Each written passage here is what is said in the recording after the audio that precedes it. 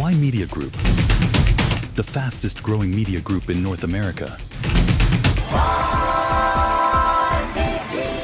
And now on the latest development with the US, Israel, and Iran war, we are in a ceasefire since April 7th, but we know that we've been reporting the past few weeks that this tension escalation essentially moved to the waterway, where we have US vessels blockading the Iranian ports, and then Iran closing the Strait of Hormuz.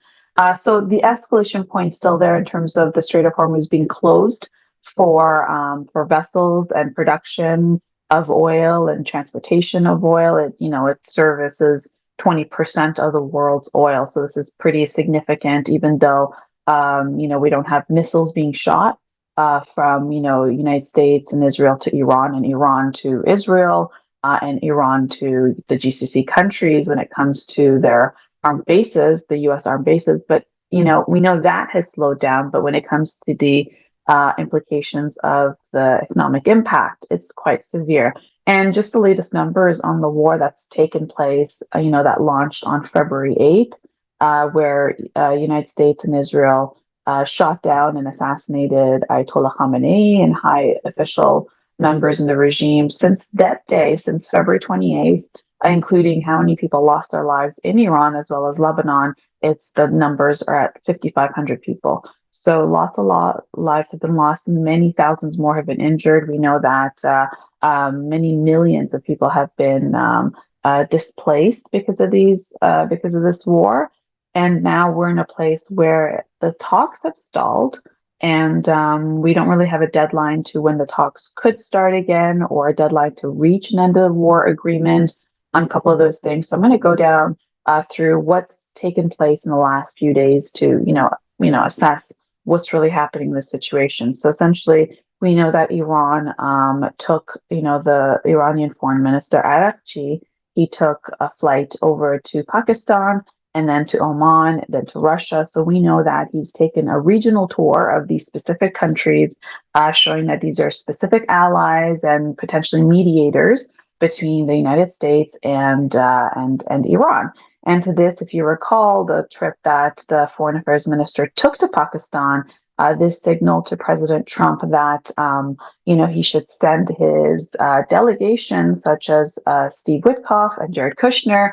And then when he saw that, this was on Friday when the foreign affairs minister flew to Islamabad, and then by Saturday, when the U.S. delegation was planning to depart to go to Pakistan for a second round of talks, essentially the foreign affairs minister left, the Iranian foreign affairs minister left Islamabad and went to Oman, signaling that, there was no scheduled talks to take place, and moving on with their, regional tour that he had. So this was significant. And then to this point, of course, President Trump canceled what would have been a U.S. envoy going to Islamabad. So essentially you have Iran actively engaging regional players such as Pakistan and Russia. And even though with the stopover in Oman, this war is remaining fragile, and because of essentially coming to terms with what is this deal for the end of the war.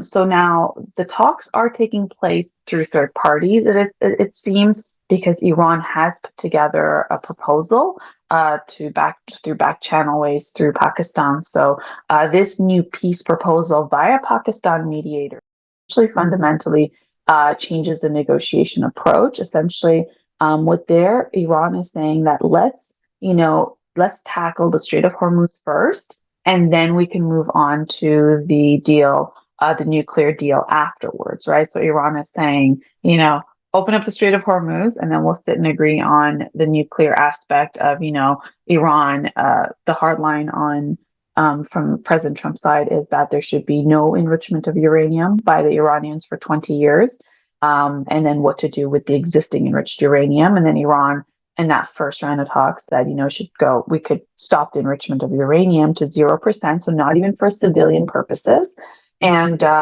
we could do that for 3 to 5 years, and essentially this is where everything kind of stopped, because the hard line was zero enrichment for 20 years. And now, and we know that the president sent the U.S. vessels to blockade the Strait of Hormuz. Well, really the port, essentially preventing Iran from trading. And then we know that escalation point happened with the seized cargo, that was leaving China to Iran.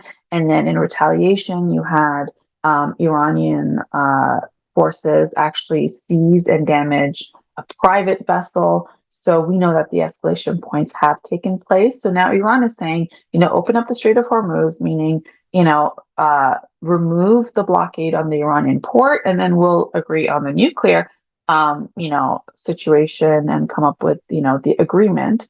And the U.S. is saying no. First agree to the nuclear terms, and then we will remove the blockade. So that you have a reverse situation on both sides. And of course, both sides have their viewpoints of why it's a pressure point. And so because that pressure point, essentially you have the stalemate of conversation that's happening. Now, this immediate de-escalation, right, is proposed by Iran through the third party channels. And in terms of delaying the nuclear talks, and the United States is saying, no, we're not going to do that.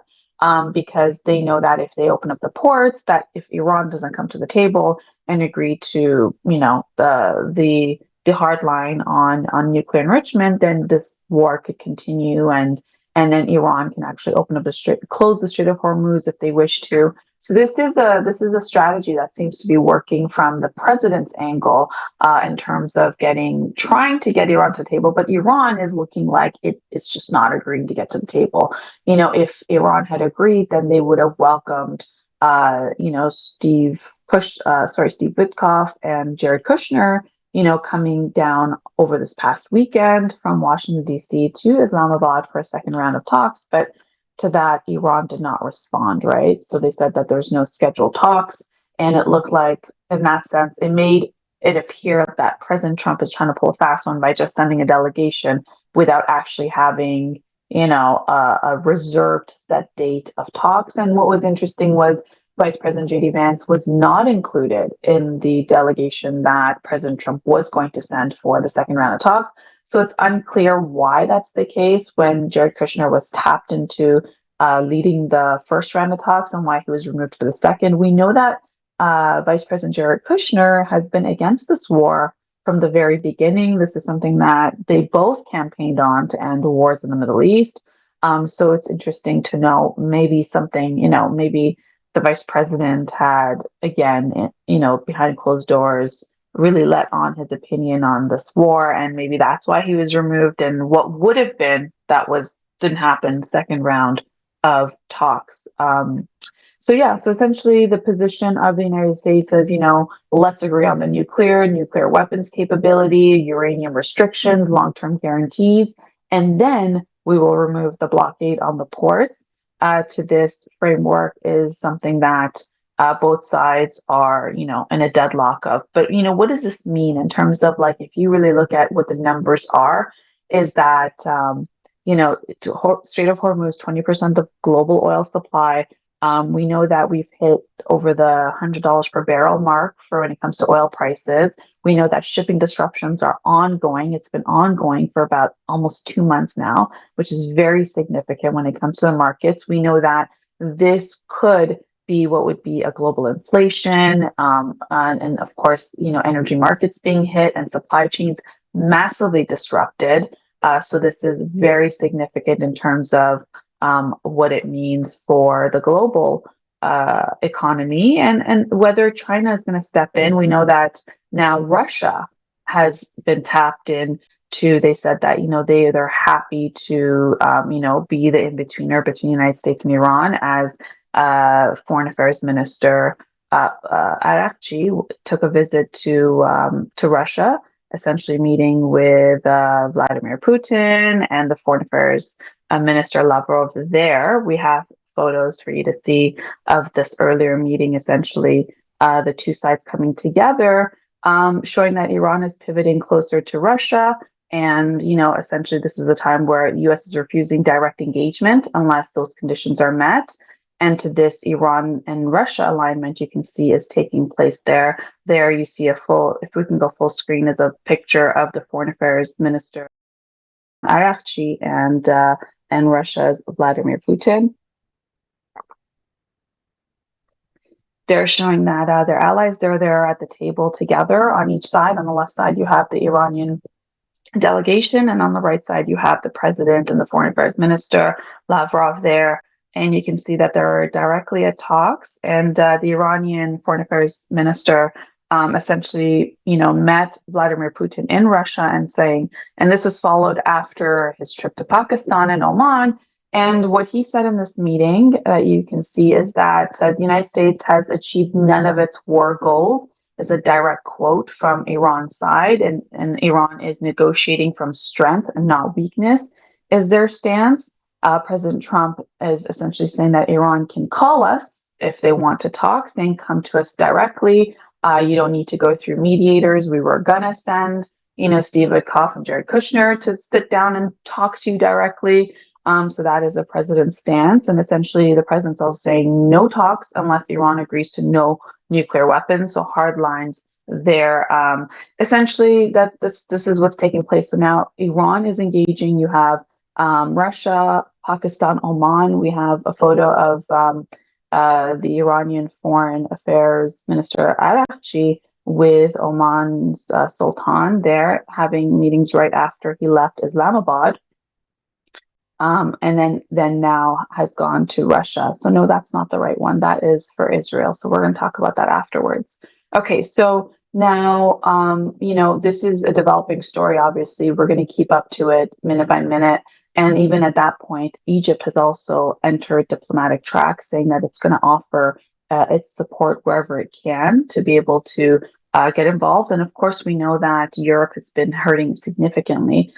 Europe has now backlogged in terms of their oil supply. They're saying, jet fuel is on a shortage, and it will run out of jet fuel unless this situation is resolved in the next coming weeks. So, now I think it's about 4.5 weeks. So that means it's canceled flights, passenger disruptions. It's very significant. We know that Southeast Asia highly, takes oil from that region and highly depends on it. We know fertilizer, all of that is highly affected in Africa and Southeast Asia, Pacific Asia. So this is, we'll see if they step in. But what it means for Iran and why Iran is now going around to have these regional talks and partners. Well, essentially, 90% of Iran's trade goes through the Strait of Hormuz. So when you have the American U.S. vessels blocking off the ports, that's about $435 million a day that Iran's economy loses, right, for its lack of activity because of the blockades. So, it adds up to being billions very, very fast. And this is a choke point. And essentially what it means for Iran is quite devastating, which is a pressure point by the president to get them to the table on some of those key things, because, Iran is now also telling domestically for them to reduce their oil consumption and their energy consumptions. So this is something that could, if this blockade of Iranian ports continues, essentially you're going to see not only a shortage in the global supply, but what it means for the Iranian economy after this war, which it has trillions of dollars worth of damage to its country and infrastructure. So this oil storage that is in place by Iran that has that relies on stored oil reserves and domestic production. Essentially, we're looking at about 122 million barrels a day. So that's about a 7 weeks current output that Iran has in place. But this risks a permanent reservoir damage, because if it can't get to its capacity level and production level because of the blockade, it could mean massively for its economy. We're looking at their economy could collapse within this 3 months of a blockade. Essentially, why would that be the case? You have oil that equals, their core revenue engine. And when that is disrupted, then you're going to have massive issues when it comes to the revenues that they expect. So this oil chokehold is severe for Iran, because Iran produces about 2 million barrels a day and it cannot export. So the revenue stops. And then, of course, the storage fills. And then, that is a massive issue in terms of the production for more oil, right? Because you would have to have the storage in place. this trade collapse is massive for when it comes to imports of food and goods because of also the blockade. So the economy is losing, significant amount of money, which is going to be very devastating in a very short period of time with inflation rising.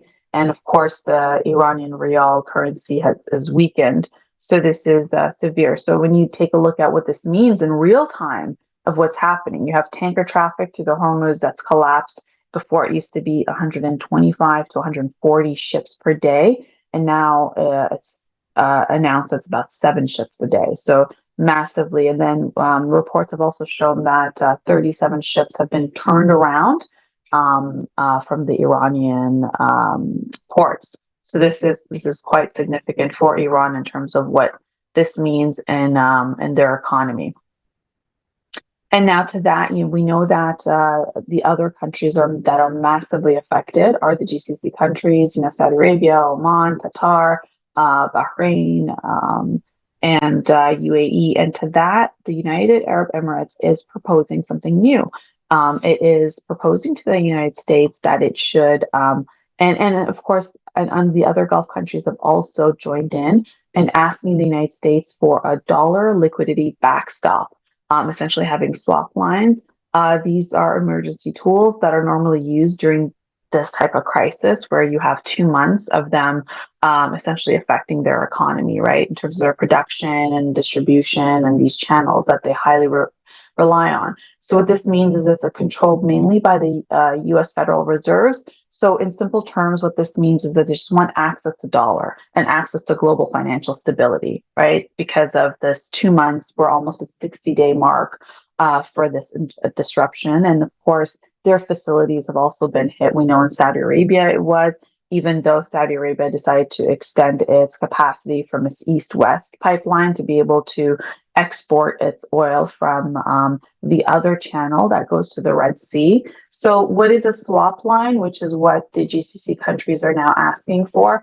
Essentially, what it is the swap line is a deal where the U.S. Federal Reserve gives dollars to another country's central bank, in this case, UAE, Saudi Arabia, and the GCC countries. And in exchange, it takes the country's currency. So it would take the dirhams, right, from UAE in exchange, and then they later swap it back. So they're not exposed to the currency fluctuation, right? So we know wartime in this crisis has affected the currency of those GCC countries. So this is a swap back where they're less exposed to the currency exchange.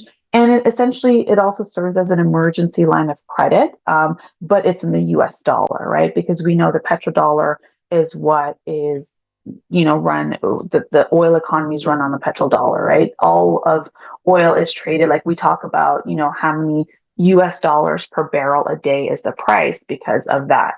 We know that Iran sold oil to China on yuan, which is Chinese currency. So this is also very critical that if the United States doesn't have its dominance in the GCC region and in the Strait of Hormuz, then it also risks, the petrodollar, which it highly relies on for this trade and for this foreign investment. So essentially, this liquidity is a backstop, which essentially liquidity means having cash available, right, to use in a system. And the backstop is the safety net that the GCC countries are asking for, these Arab nations. So the liquidity backstop would guarantee access to cash when the market is frozen because of obviously this crisis that's taking place.